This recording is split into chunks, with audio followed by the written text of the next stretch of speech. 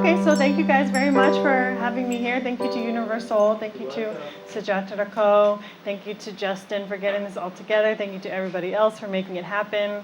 Thank you to my husband Hanan for being my personal audio guy, or whatever you are, historian. Yeah, and thank you guys all for just taking the time to come out here and, hang out with me. Just so you know, I wasn't sure exactly what this format was supposed to be like, so I made it pretty casual. Also, I must apologize.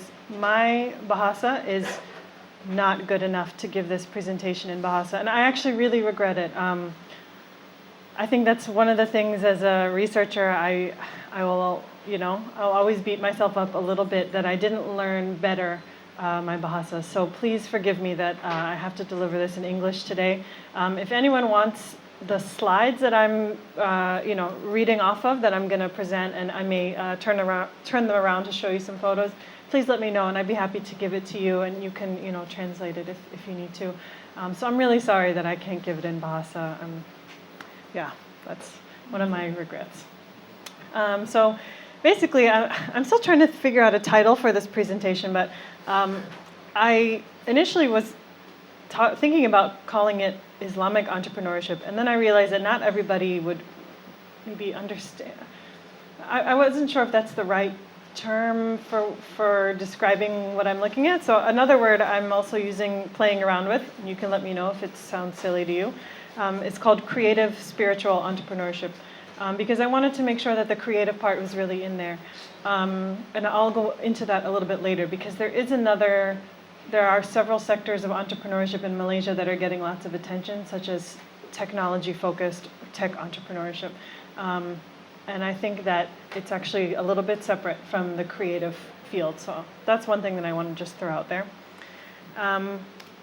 So just to give a really quick introduction about who I am, as Emma so nicely said, I'm an anthropology PhD student. I've already completed my coursework back at my home uni, and I spent 18 months here collecting research data for the thesis portion, which I have not yet written. So, yeah, still remains to be done. I'm going to do it hopefully when we get back to the US. My eventual goal is to write articles and perhaps a book on this subject. So what I would really like to do is make sure that I get this right. If there are corrections that need to be made, or if you're like, that doesn't really sound right to me, you have to tell me. Maybe one day I'd like to go into teaching at the university level, but maybe not. It depends on what the future holds in store. A couple years ago, in 2011 and in 2012, I studied at University Kebangsaan Malaysia for 2 summers, studying, of all things, Bahasa, which is really sad because my Bahasa is still not very good. But that was my first taste of being in Malaysia. And then my husband and my son and I arrived here in April 2014 for the long-term research. It hasn't really been easy having a baby while doing full-time research, but it's helped me get to know people. And one question that I get asked a lot, so I'll just put it in my intro, is why Malaysia? And I think it's important for people to hear this part as well. So I was initially interested in Malaysia's racial dynamics, which is like this big topic of conversation, and it's always in the newspaper, and people are always ranting about it on Facebook, and it's a very hot topic. And coming from the perspective of a mixed-race person in the United States, my mother's Japanese and my father is white American, we never talk about race. My parents told me, oh, you're mixed, you should be proud of it.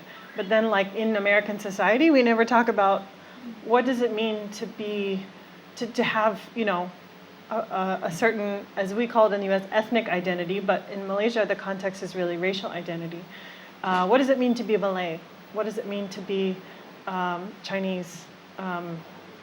Those topics of conversations really don't come up in the US. So I was really drawn to Malaysia because I thought, oh wow, people here are not afraid, they're not shy to talk about race. But soon after I got here, I realized that race intersects with religion in very interesting ways. So for instance, what does it mean to be Malay? Well, to be a Muslim is a huge part of what it means to be Malay. So I realized I have to understand that portion as well. And especially when we start talking about the Bumiputra concept. Those two things tend to cross over a lot, race and religion.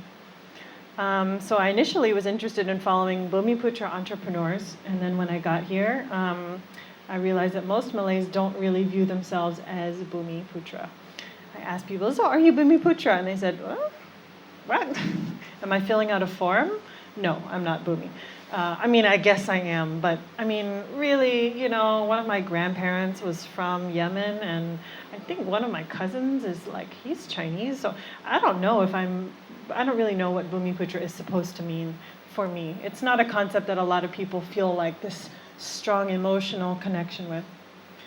And more I realize that people feel that strong emotional connection with being Muslim, and that is an important piece of who they are. So, okay, I have to follow that. Early on, I realized that this was an important thing. So really quickly, I wanted to show you guys a family selfie so you know who I am. And of course, we're all looking in different directions, but this is me and my husband and my son. He's 2 years old and his name is Lev, L-E-V. Short and sweet, just like him. He's very small, but he packs a punch. And many thanks to you guys or I should say to my husband. My son is at home with the babysitter for supporting me.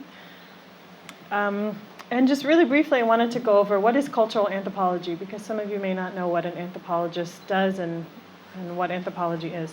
So modern cultural anthropology is simply the study of living human, and in some cases non-human, cultures and societies. The examples of non-human, some people study, for instance, monkeys or chimpanzees. They have very complex societies, but they're obviously animals. I study humans. And anthropology emphasizes history, politics, and religion in order to understand the society, among lots of other things. Oh, and economy as well. But my focus is on urban middle-class society in Kuala Lumpur, especially among Malay Muslims, mostly you guys. I was initially interested in the question, why are so many people entrepreneurs in Malaysia? It looks like no matter where you go, you can't sneeze without accidentally hitting an entrepreneur. I thought it might have been because the government makes it a really sweet deal to be an entrepreneur. They have all of these grants, and it seems like they want to help entrepreneurs. I then realized that the government's view of what entrepreneurship is oftentimes very different from how people really experience what it's like to be an entrepreneur. Many of you guys may have pursued some sort of government grants, but only to be told by the government or Magic or whoever, oh, you don't really count as an entrepreneur. Or we're not really interested in that kind of entrepreneurship. So this is a question that I'm also pursuing in my research. What counts as a real entrepreneur? And just so you know, I consider you all real entrepreneurs. I'm not the one to judge it. I'm more interested in how, you guys judge each other. Just as a brief background to how the research got going, I met my first contacts, as we say, among anthropologists, but now I hope that I would consider them friends, in 2012. And among those people were Justin, Emma, Five, my friend Mahdar, Zul, Zam, and a few other people that you guys all know. And initially the research was centered on a very important place called Urban Village. And this radical concept that Urban Village embraced of creative entrepreneurship for developing local brands. And many of those local brands you still see standing today. They're flourishing, they're doing really well. And some have, as they say in the world of technology entrepreneurship, they have pivoted and they have changed directions. But the core, the essence of a lot of those brands is still there.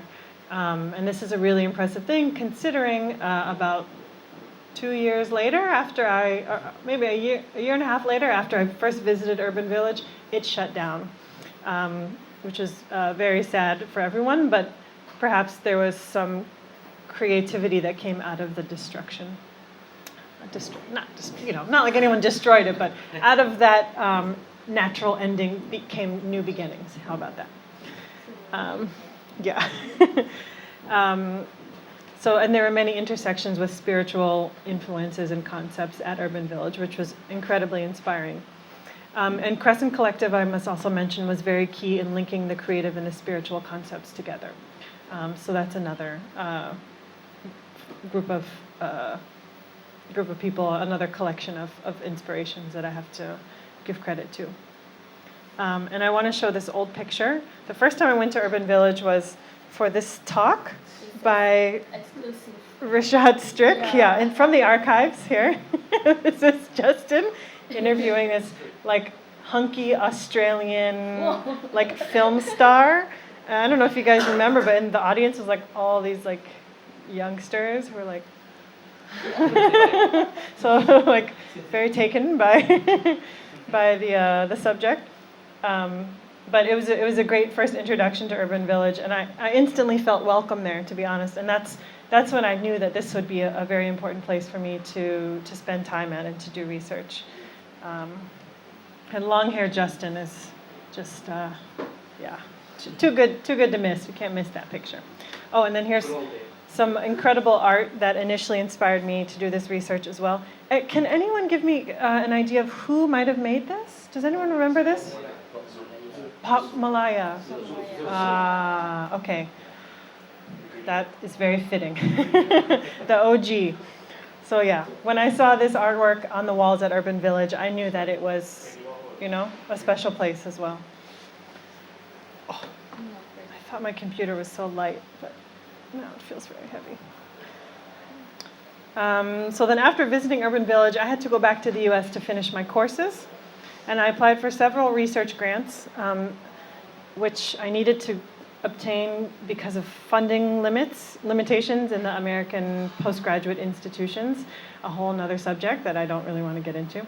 But basically, I am a poor student. I had no money, so I needed to get money to come to Malaysia. I was lucky enough to get 2 grants. One was from the University of California system. They have a grant called the Pacific Rim Graduate Research Fellowship to study basically the Pacific Rim or countries bordering the Pacific Ocean. And another one called the Fulbright Research Fellowship, which opened a lot of doors to me here in Malaysia. And I encourage all of you guys to learn more about the Fulbright Foundation. They have a lot of opportunities for Malaysians to also go to the US to learn, to do like cultural exchange projects and things like that. I had a loose affiliation with IIUM/UIA here in Malaysia. I was sponsored by the Islamic Banking and Finance campus in Damansara Heights, but 99% of my research has been conducted without any of those university resources here in Malaysia, mostly because they're so disorganized that they had no idea who I was whenever I showed up. So I said, okay, I'll do it by myself, although they were very nice. And as an anthropologist, my expectation was to come here and just hang out with the locals, which you can't really do if you're stuck inside of a university. So my goal was to get out there and meet people, and that's what most of this research is based off of. So very, very little of my research was actually conducted like from a library or a university. It was really on the streets, as they say, the mean streets of KL. Okay, so the rest of my presentation will follow a basic who, what, where, when, why, how formation, just to go over some of the basic facts with you guys. So the first question is who are the entrepreneurs? And this is my biggest interest as an anthropologist. I love talking to people. I love hearing their stories and their dreams and their backgrounds and everything. That information just fascinates me. So based on the personal stories that I've gathered from people, these entrepreneurs come from all walks of life. As you can see, based on like the people who are in this room, I would say that 95% of the people that I talk to are Malay, but there's a good number of people who identify not as Malay, but also as Creoles, as descendants of Hadramis, or as transplants, like our friend Sakib, who is now Malaysian by association. I don't like the term expatriate because it kind of... It's very impersonal. Yeah. So there's a lot of people who have, migrated to Malaysia for their own reasons, who are not necessarily like Malay by blood, but many of them have married, lovely Malay spouses and have now raised, Malay mixed children. So that's sort of the spread of people. The other thing is that a lot of these entrepreneurs are young. Everyone in this room is probably under the age of 40, right? Yeah. So they're all young. about 40-ish. So it's this younger generation of mostly local Malays who have been inspired to do something different in their lives. And different, I think, is really important because I would say that a lot of the people I talked to were not necessarily, how do I put this, encouraged to be entrepreneurs. So they had a past life. You guys all probably had a past life. So maybe some of you are still living that past life. There are some people who used to have these corporate jobs, right, where you have to wear batik on Fridays and your collared shirt and everything. You have to shave off, your facial hairs and everything. There are some people who had government jobs, for stability, that maybe their parents encouraged them or their spouse said, it would be good if you could get a government job. But the key thing is that a lot of the people I talked to got fed up with that life. And they decided, I need to turn a corner. I need to do something new. But many of them are still currently in those professional sort of full-time jobs. So some of them are just part-time entrepreneurs. And there's nothing wrong with that. I also sort of count those, everyone has a part-time something that they're doing here. And the other thing that I thought was really important is that not all of these entrepreneurs consider themselves entrepreneurs. So I would ask some people, are you an entrepreneur? And they would say, not really. So some of them more identify instead as artists, meaning they really maybe they don't pursue payment for their for what they do, for their performances. Some of them consider themselves healers, meaning that they're more interested in concepts of wellness, of health, and some of them consider themselves community workers. So they're interested in uplifting the community more so than with making their own money.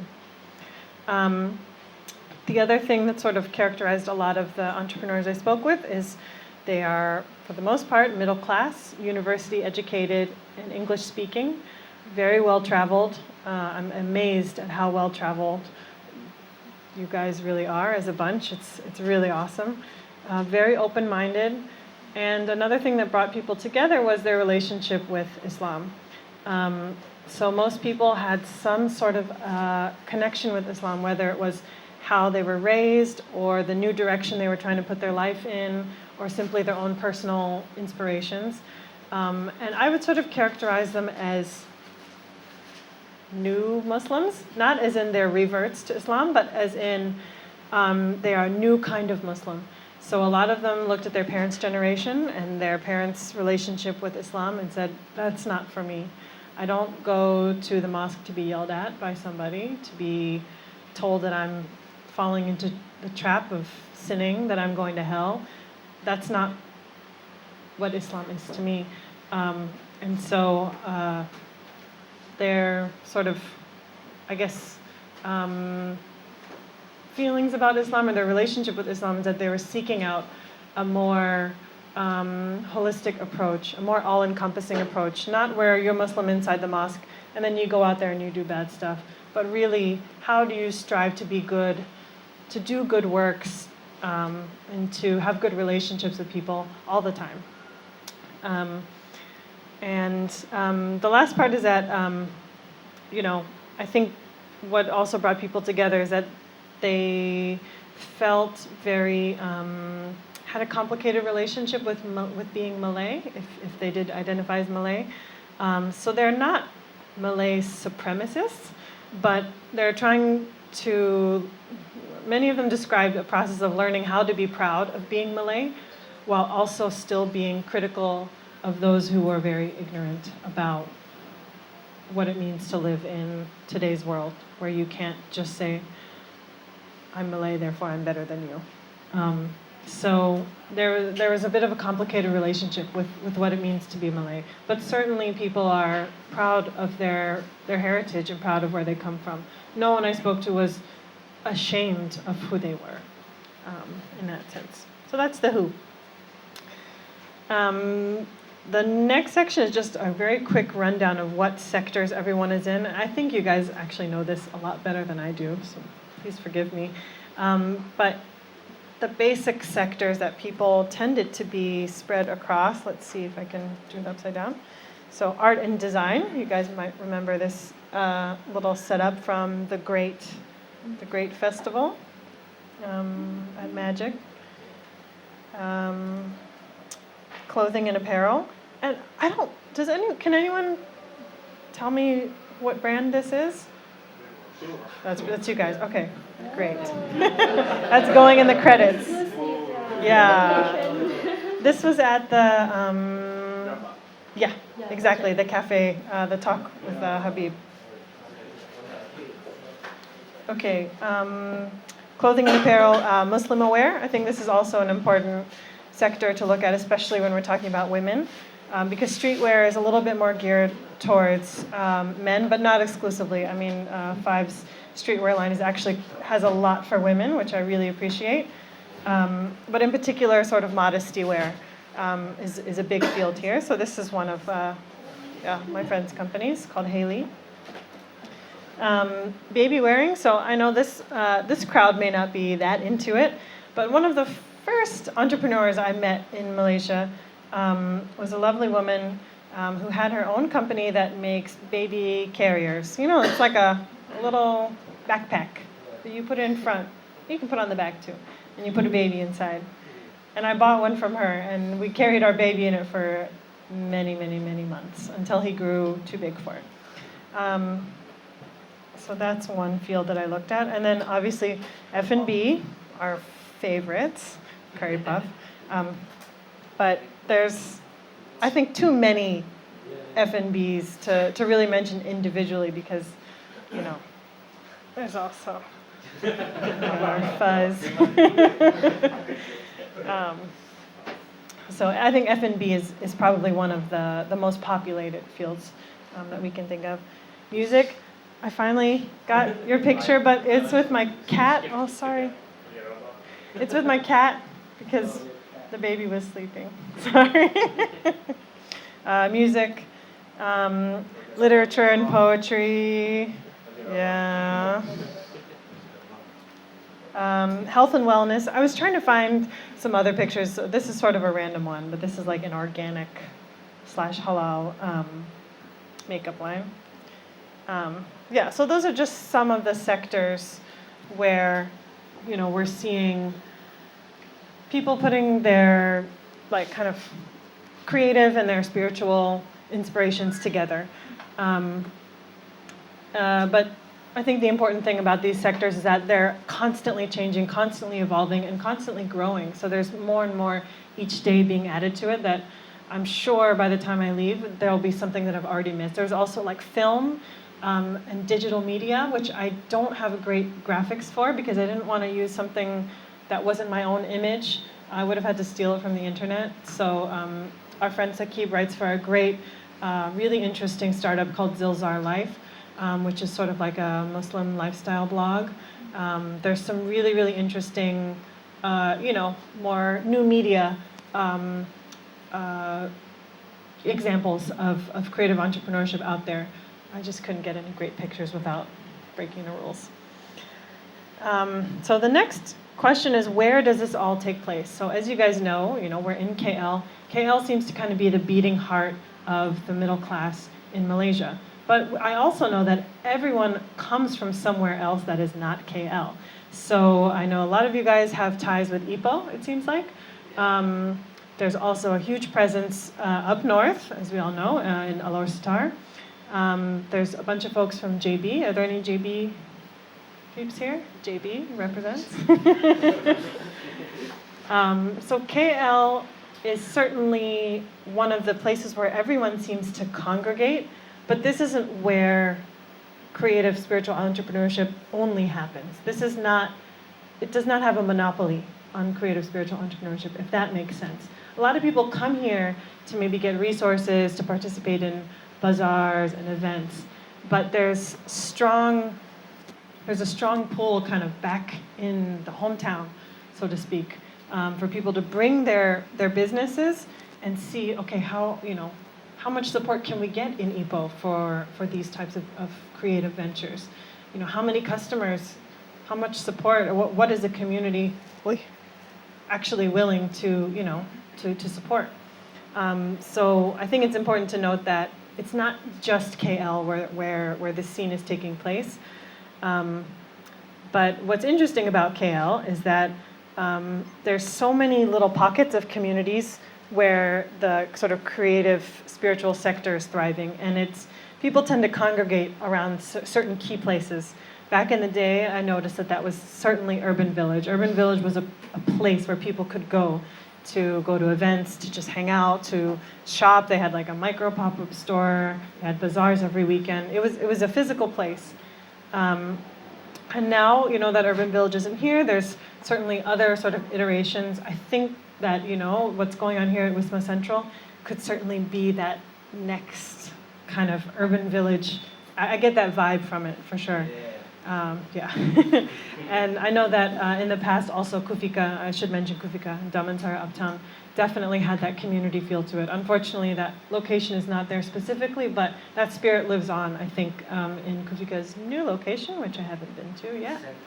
Sentul Design Center, right? Yeah, so maybe, we can all check that out at some point. And there's, many other places sort of just around the city where you just look around and say, oh, look at all these young people here, or like, look at all these really interesting stores or these interesting bazaars that are being held here. So for me, Subang Jaya is one of those places. I don't know if anyone's a Subanger, but every time I go to Subang, I'm always like shocked at how many little new shops there are and new cafes and young people, and there's such energy in Subang Jaya. It's one thing I really am always amazed at. And another place would be like Talent Lounge in Damansara Pradana. So there's a lot of these places where people their paths tend to cross there, and then you sort of remember, this place as being as being a creative hub in the city. There's no official government body that goes around and stamps it. This is an official creative hub zone, like the Multimedia Super Corridor, if you guys know about the MSC zone. It's not like that. It happens very organically, and I think that's one of the really cool things about how these little mini communities pop up. The challenge, I think, is how to bring them all together.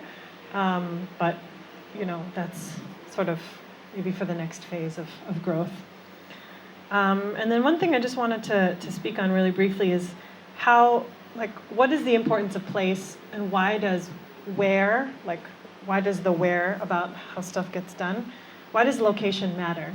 And I think that in KL in particular, there's a real politics about location.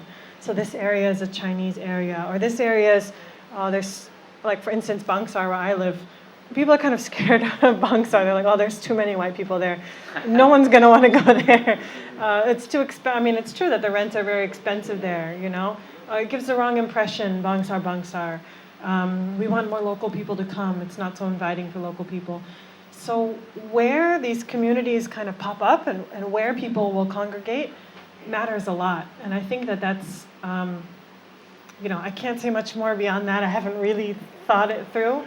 But that's one thing that I noticed, and one thing that really strikes me is that location matters in KL. Every neighborhood has its own story. That's the one thing, actually, I will say that I appreciate about places like Subang Jaya. It's huge. I mean, it's bustling. It's huge. It's one of the most busy places I've been to in all of KL. But it has a story. It used to be completely empty, and these guys that I'm friends with used to ride their skateboards around there, and there was no one there. And so they'll walk around and they'll say, this was the first internet cafe in Subang Jaya. This is where all the cool kids used to hang out. This is where, all the skaters used to hang out and learn to do tricks over here. And there's like a story of how this community came about. And I think, what's really important, especially for all of you guys, not just in KL, but also in your hometowns, is, and what I've seen is how you guys are able to infuse your own understandings of your own communities' histories into, what you do and what you create. So that's why, at least to me, I found that location matters a lot. It's not like you can do what you guys do here anywhere in the world. I would actually argue that you cannot do what you guys do here anywhere else. You can't take this shop and drop it in San Francisco, where we moved here from. You can't, because this is, for lack of better, description, this is local. This is here. This is KL. So that's why the specifics of being here matter a lot.